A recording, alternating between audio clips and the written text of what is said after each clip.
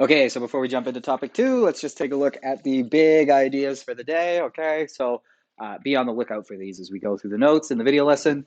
So first, how are body and surface waves different in terms of, so we're going to compare them in terms of where they can travel, okay, the speed that they travel with, and the damage that they can cause. Okay, we're going to look at, we're going to compare all these types of waves. One of them is going to be which of the body waves is faster, and then which of the body waves cannot easily travel through liquids. So that term body waves, be on the lookout for that, okay?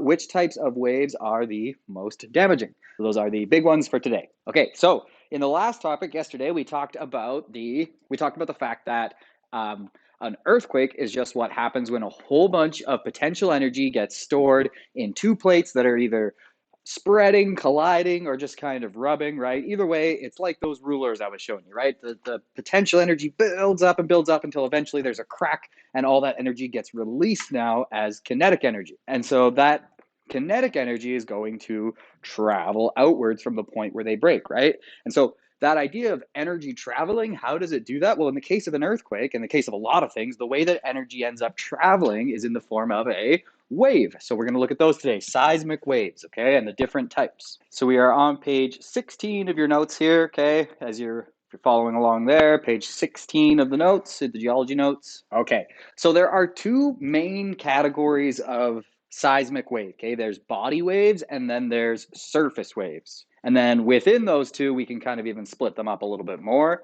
The first type we're going to look at are the body waves. What makes a body wave a body wave? Well, body waves can travel through the inside of the earth. So what do we mean by that? Well, we mean that, right, if that's the earth, we mean that a body wave, yes, it can travel like this, okay, but a body wave can also do this. It can actually go straight through the earth. So that's what makes a body wave a body wave. It can travel through the body of the earth, as opposed to just outside along its surface. You can probably guess where surface waves are able to travel, right? Now, like I said, the body waves are kind of split up into two types of waves. There are the primary waves, or P waves for shorts. Okay, so P is for primary. Now, what is the first type of school you go to in your life? Right? You go to primary school, right? Because that is the first school. It's the basics. The primary means the first one. Okay? The first one. Okay, so why do we call the P waves the primary waves? Because they are always the first one to arrive when an earthquake happens somewhere. They win the race to another point. Now, how do you win a race? You have to be the fastest, right? The fastest person wins the race. So P waves are the fastest waves. Now, P waves can travel through anything. They can travel through solids, liquids, or even gases. Okay, we're not going to focus too much on the gases, but technically when an earthquake happens, some of that energy does travel through our atmosphere. It travels through the air.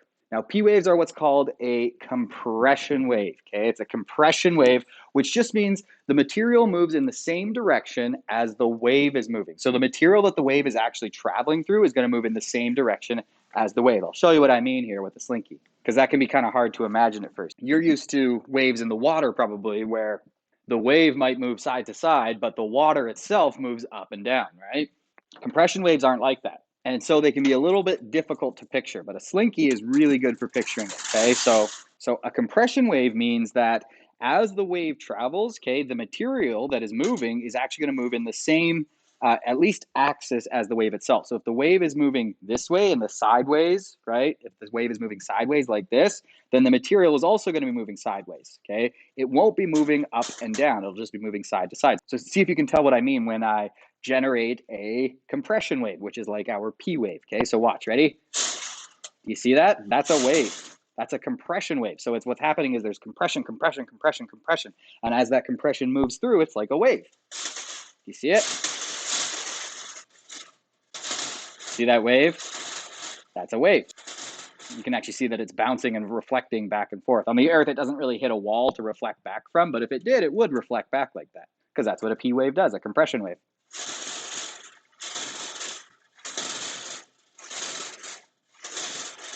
Okay, so that is how a P wave moves. That is actually why it's able to move through all those things. It can move through a solid like you just saw on a slinky, but it can also move through liquids and gases, because all of those can kind of be compressed, and then all of those allow the compression to kind of travel through them. okay? Now, the other type of body wave, there's two types of body waves. The other type is called a secondary wave, okay? What school do you go to after you go to primary school? You go to secondary school. So after the P waves arrive, what do you think arrives? That's right, the secondary waves. They are the second to arrive when an earthquake happens somewhere. So S waves are one of those great names. When you're a science teacher, you say, wow, I'm really glad they named this. There's so many tricks that come from that S that we can use to think about S waves and help us remember their properties, okay? First one is kind of there, S waves. Their S can stand for, obviously, right? What does it really stand for? It really stands for secondary. So they're the second to arrive. So S for second. They're also S for being slower. They're slower than P waves. That's why they're secondary. S could even stand for shear, which you see is the type of wave that they are. So S for slow, S for second, and S for shear. So S for shear. I'll show you what that means in a sec. The last thing S stands for, okay, kind of goes with shear, is that S kind of tells you what they look like. So S waves, what do they look like? Well, they look like, as they travel, you can maybe see down here in the picture, right? Here's a picture of a secondary wave. They kind of look like, notice, kind of looks like an, if you turn your head sideways, S, right? So they travel like this, okay, which kind of looks like an S. So S for actually tells you even how they look. So I'll show you an S wave. But first, let's just touch on this point really quick in the notes before I show you, because then I can actually, you can visualize what I'm talking about, okay? The material moves perpendicular to the wave movement. So up here we had that the material moved in the same direction as the wave movement. Remember, the wave moved side to side, and so did the bits of the slinky. Well, now we're going to have it move perpendicular, which, remember, just means at a 90-degree angle. So for example, if wave moves sideways or side to side, let's say, so if the wave actually travels side to side, the material moves up and down. Okay, so what does that look like? That's actually going to be more like what you're used to seeing from a wave. I'll show you. Okay, so remember in the P wave, right? The wave was moving side to side like this, and so were the pieces of the slinky. If you just pick one little piece on here and focus in on it, you can see it only ever moves side to side, right? So in an S wave, right, the wave is going to be moving side to side, for us anyway, and that means the material itself is going to be moving either up or down, or usually both, honestly, right? So let's generate a wave and see what happens. I'm going to start the wave over here, see where it travels to. See that? See how the wave started at this hand here and ended up at this hand here?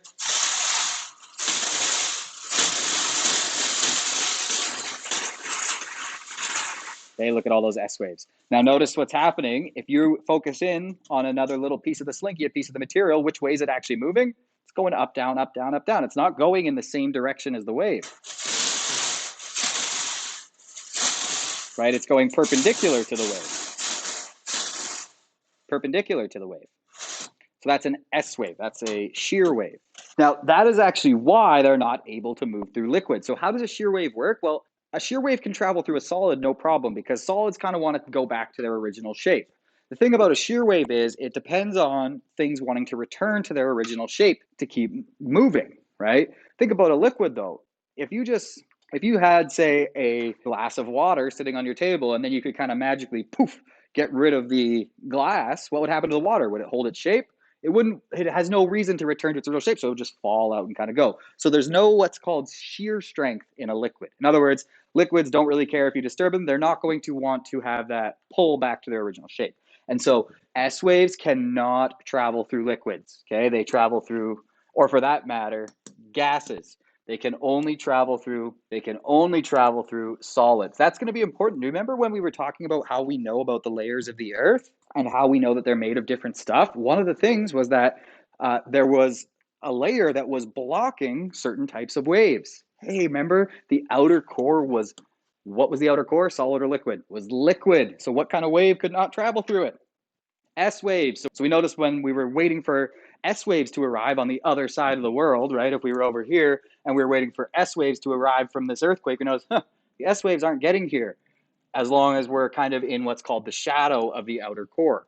So that's how we figured out, okay, these S waves, these shear waves aren't making it through that part. That part must be a liquid. So let's just add that in. So can't travel through outer core?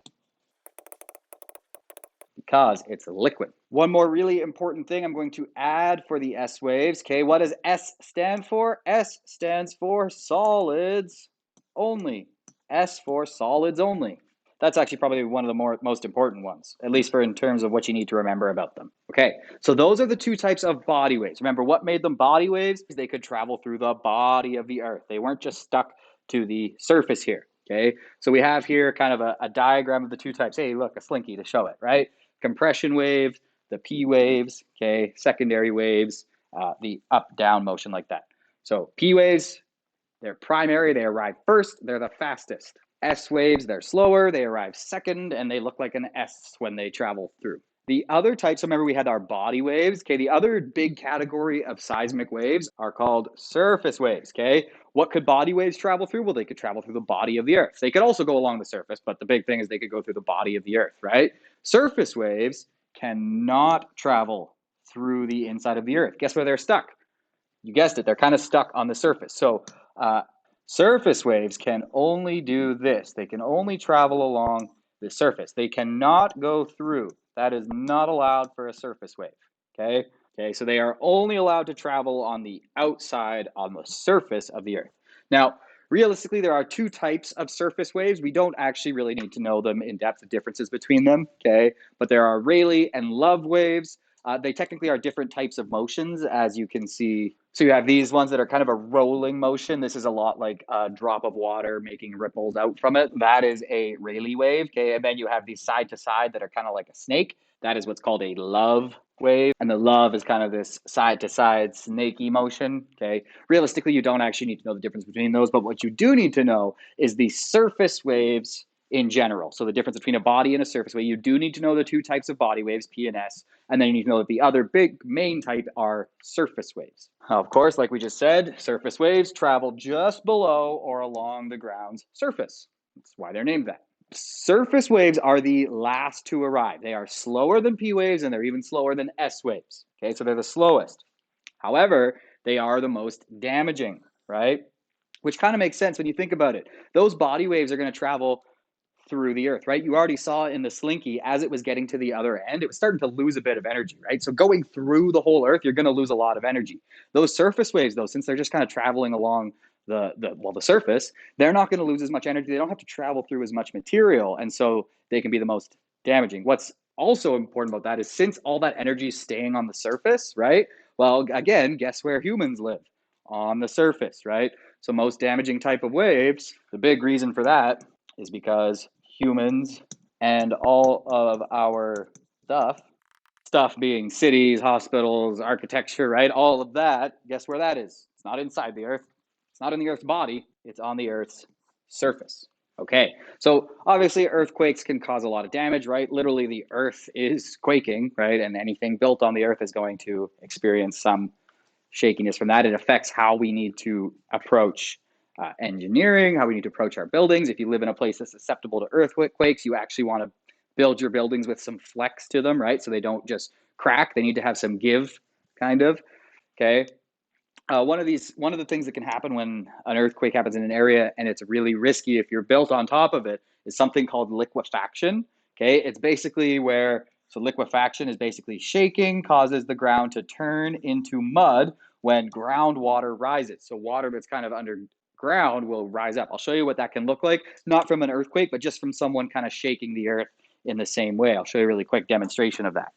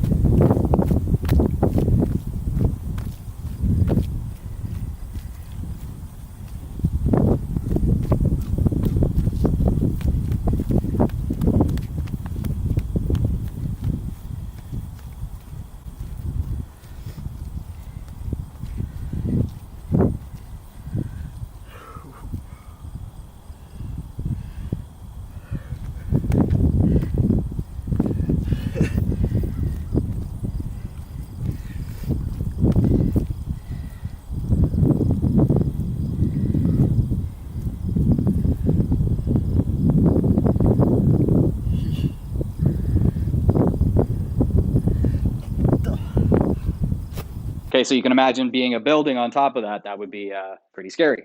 You would want to have a building built to handle that.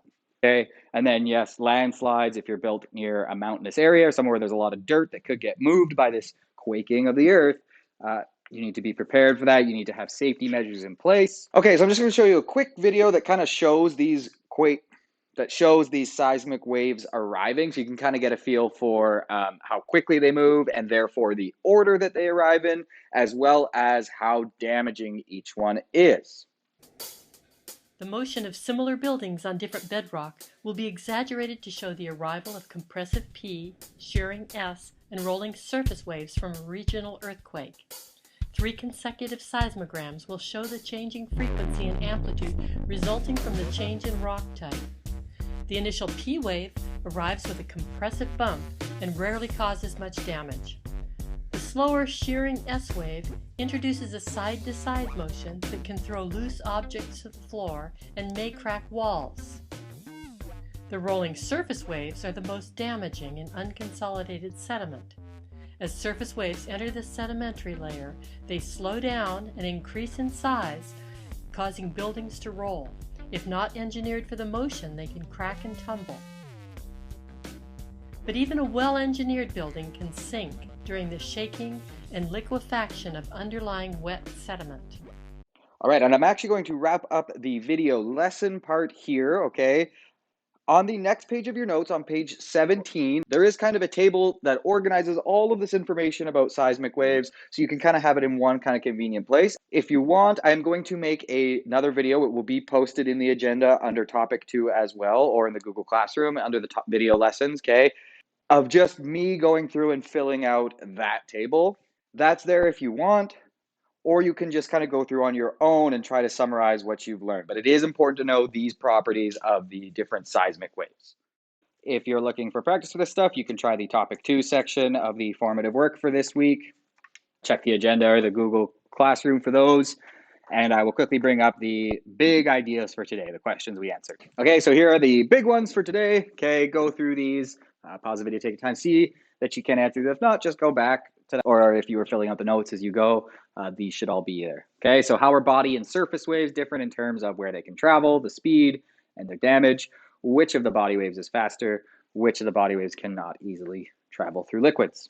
Which types of waves are the most damaging?